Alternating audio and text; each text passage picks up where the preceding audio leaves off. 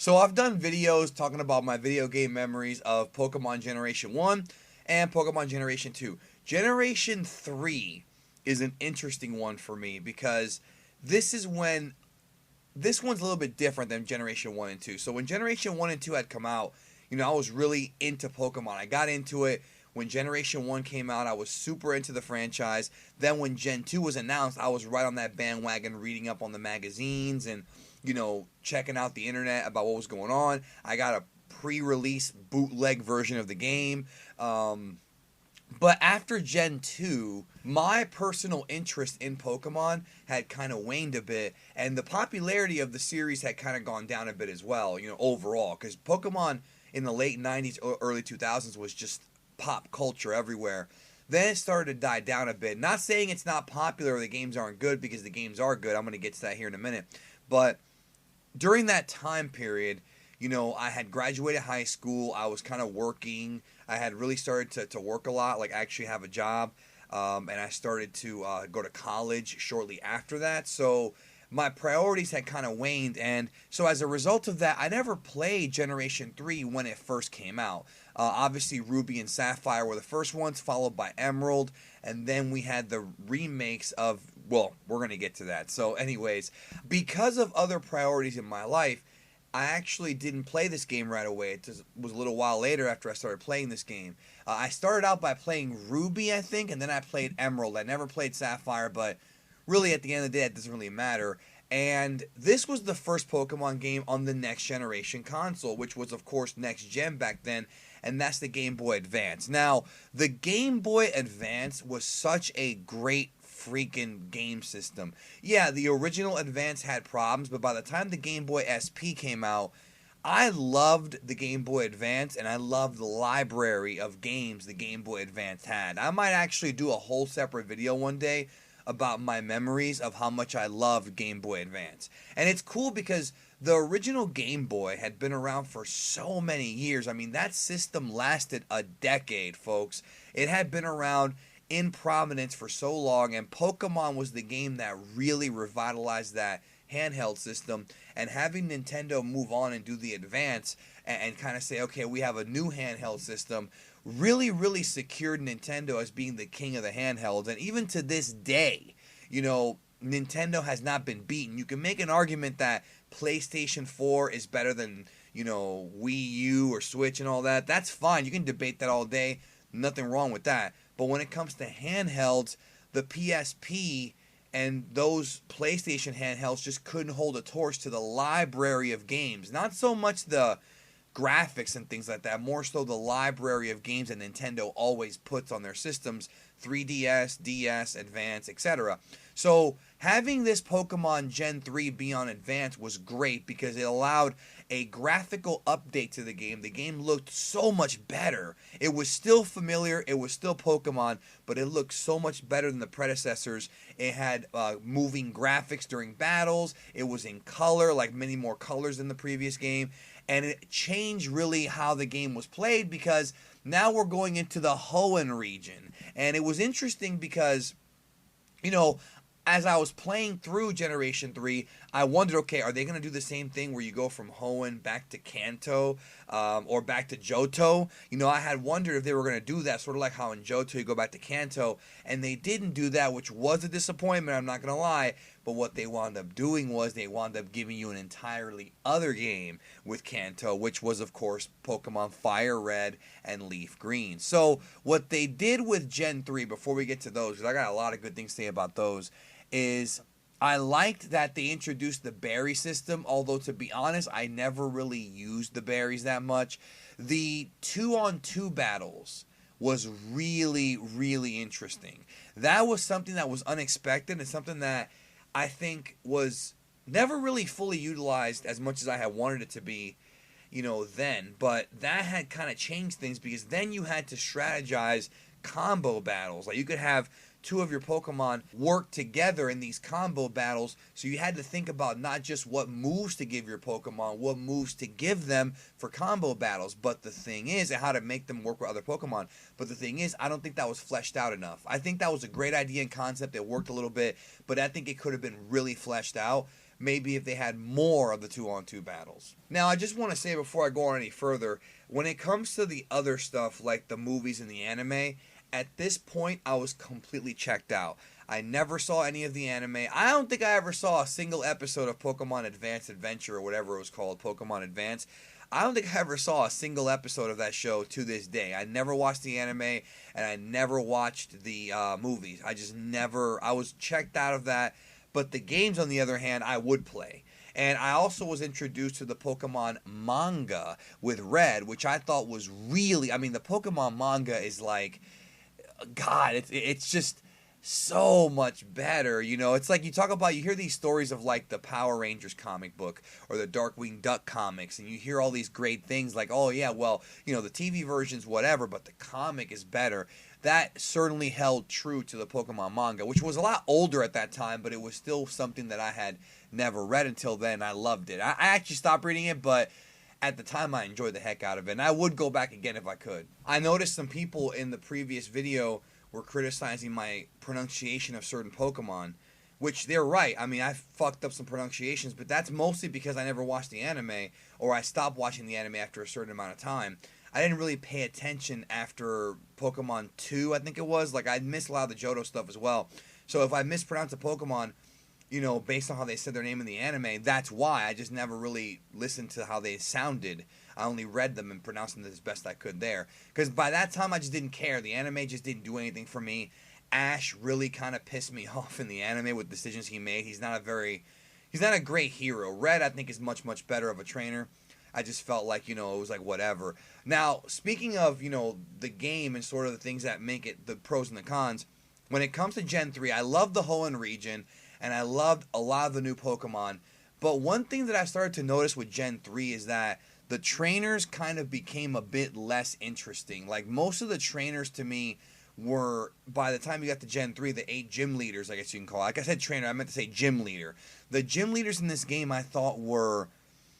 I mean, the only ones I really liked and I thought were kind of interesting is I liked Flannery and I liked Norman, and I liked, of course, Brawly. Of course, I popped when I saw his name being, you know, Brawly, because it sounds like Broly. Of course, if you go back to early gaming magazines, right, if you guys are old school G's, you know that Broly from Dragon Ball Z's name was at one time spelled B-R-A-W-L-E-Y, Brawly. That's how they spelled it in the old game magazines. So...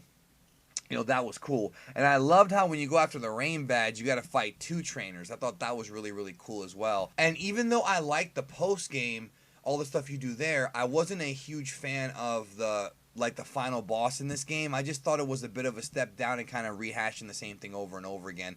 I always felt like the original Elite Four from Kanto and like fighting your rival and whatnot was a lot more interesting, in my opinion, when it first happened in Gen 1. When I played Gen 3, I just felt like the bosses weren't that interesting. You know, they just weren't interesting characters to me. But maybe it's because I have nostalgia for Gen 1. I mean, that could be what it is. I'm not going to lie about that. I could be blinded by nostalgia here.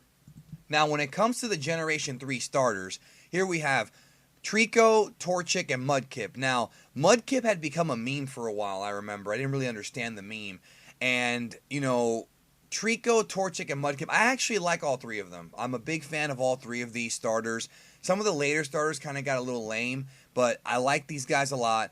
And I chose Mudkip when I first played this game, and I love Swampert. But out of the 3, the final form that I love the most out of these guys is easily Blaziken. Blaziken is actually one of my favorite Pokemon from Gen 3. And maybe even my favorite non-legendary. I have to really think about it because I don't memorize the Pokedex for Gen 3 that well. But I love Blaziken. Even to this day on my copies of Gen 7, Pokemon Sun, I still use him. I have him at like level 85 or something like that because I really, really like Blaziken. The way he looks, he has a great combo of fire fighting, and I love his Mega Evolution too. I love it. So this is a good set of starters. Now, when it comes to legendaries, again, huge fan of these legendaries. Obviously, my favorites are still going to be like, you know, I still love Lugia and I still love Mewtwo. I have soft spots for them. Lugia is my favorite Pokemon of all time. Here, though, one of my other favorite Pokemon of all time gets introduced. Now, I love Groudon and Kyogre. I love the whole idea and the concept of them being like the weather Pokemon. I thought that was a cool ass idea.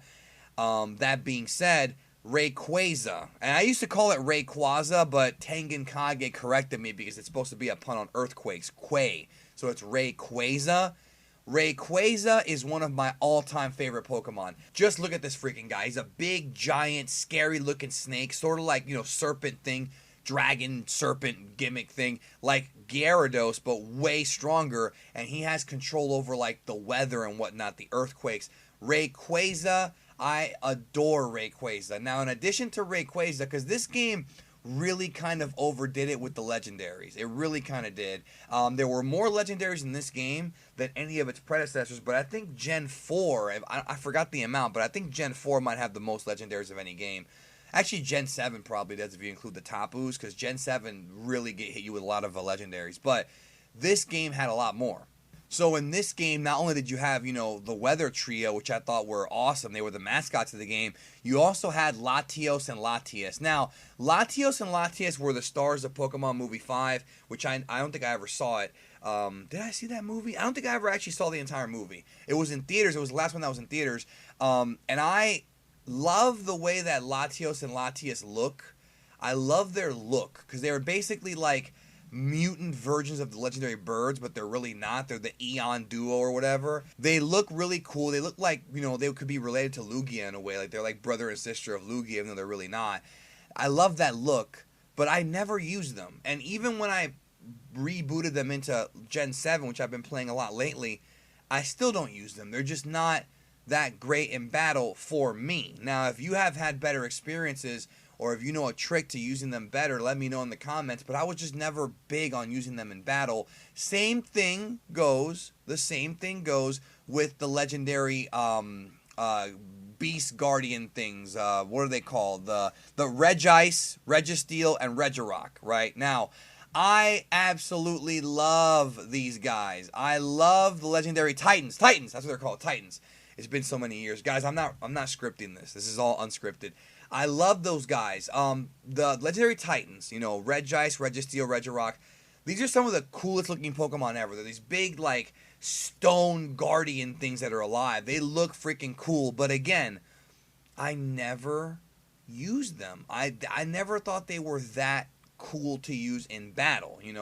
I preferred the other legendaries more. Now, I rarely I rarely use legendaries in battle, but I always try them out just to see how they play and, pros and cons, just for fun.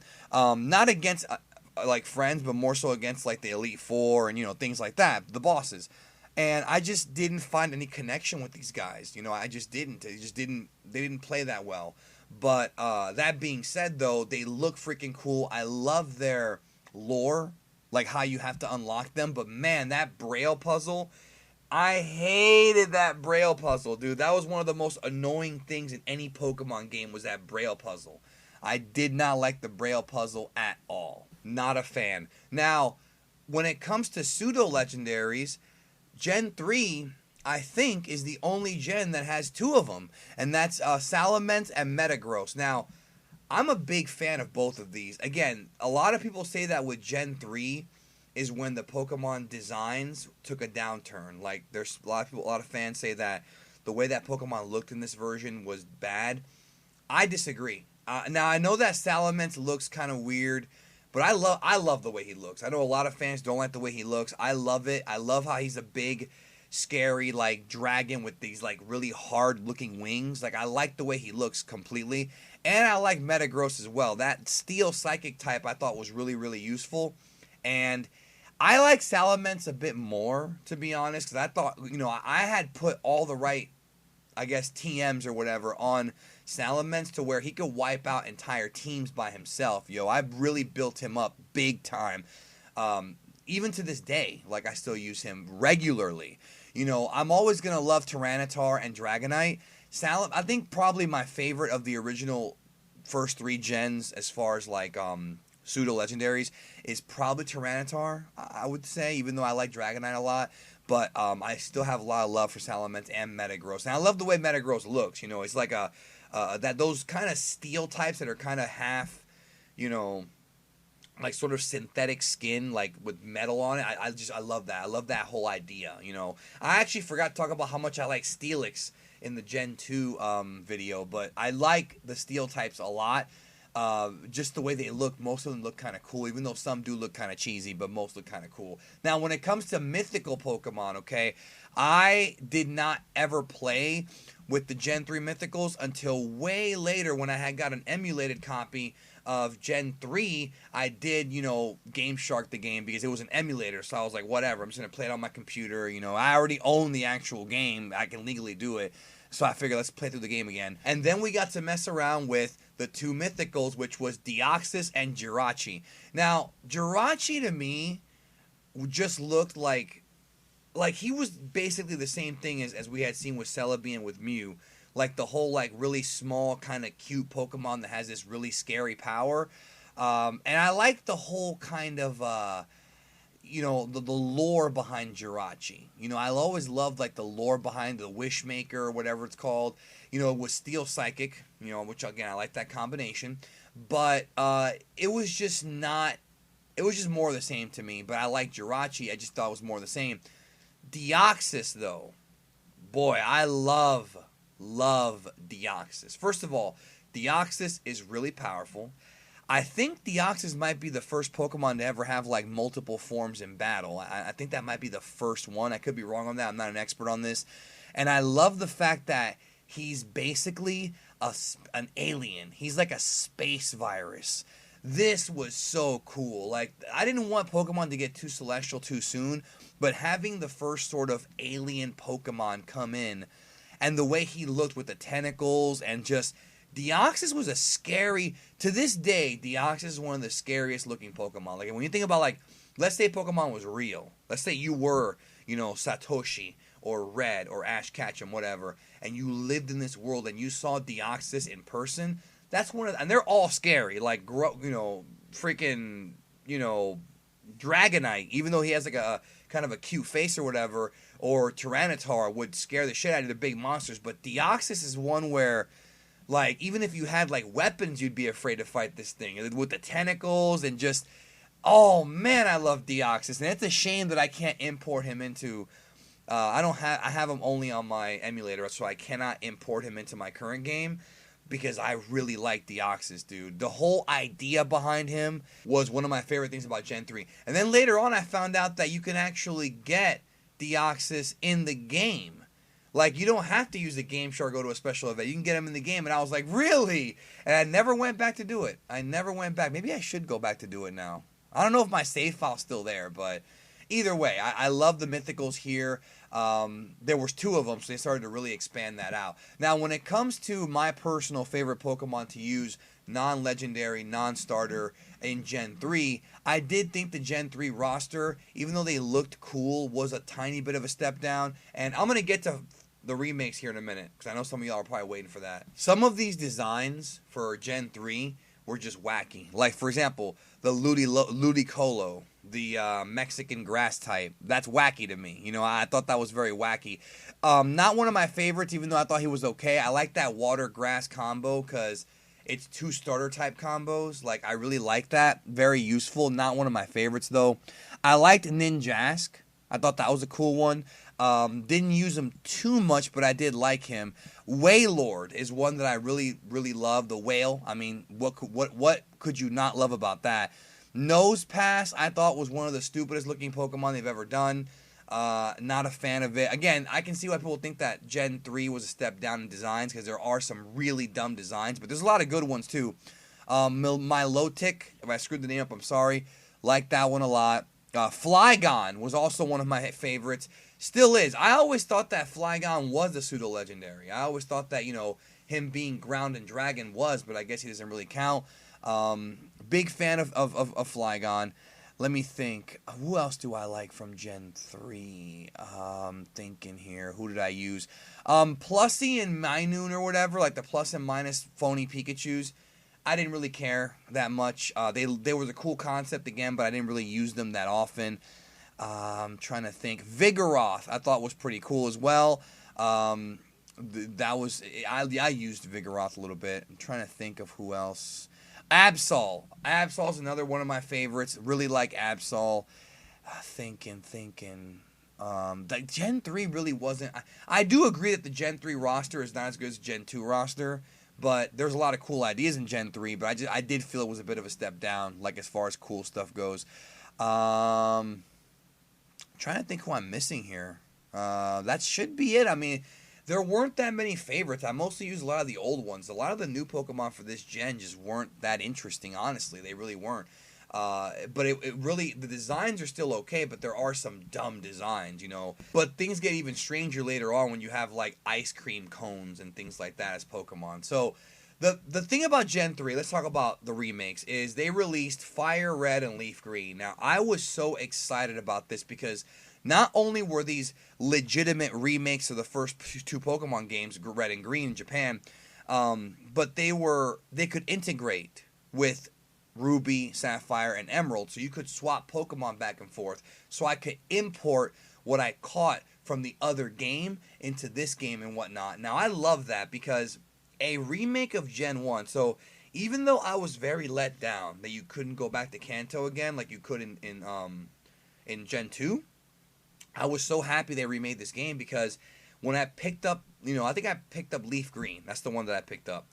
It felt so good.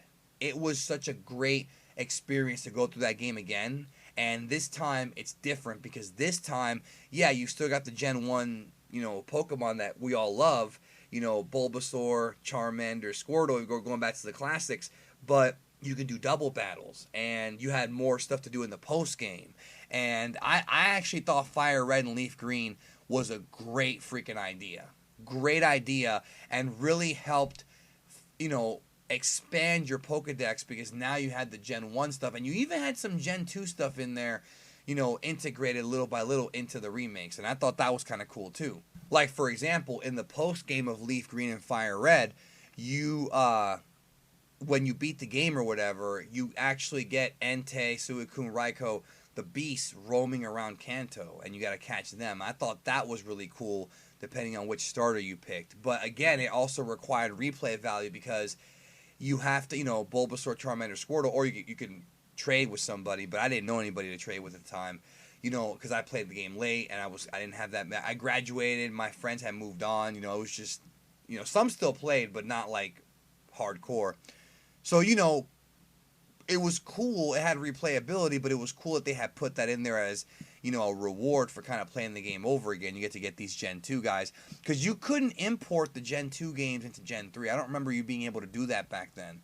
So I thought that was kind of, interesting there. And I also liked how Team Rocket had more of a storyline in the post-game, too. That was kind of a cool thing. And also just aesthetically, like I loved how the Pokemon game had enhanced graphics, enhanced sound. It was so good. I love Leaf Green and I love Fire Red. And I love the idea of them remaking that game for that gen. Now, speaking of remakes, I know they remade Gen 3 into Alpha and Alpha and Omega, Sapphire and Ruby. I think that's what it was called. I didn't get a chance to play these. I probably won't, even though part of me does want to go back and play them just because I want to play like a new version of the old game. I haven't tried them yet. I really haven't, but I just want to say that, to me, I do I do have fond memories of Gen 3, although my love for the franchise was not anywhere close to being as strong as it was for Gen 1 and 2. The nostalgia game is strong with those, and I will always have a soft spot for those first two gens, but I know a lot of you guys got into Pokemon with Gen 3. I know a lot of folks did not even start with Gen 1, and so I'm sure it's that way for you as well. But I feel like Gen 1 and 2 really put the groundwork for all the other gens. And that's a fact. I mean, it did. You have to have Gen 1 and 2 for Gen 3 to exist.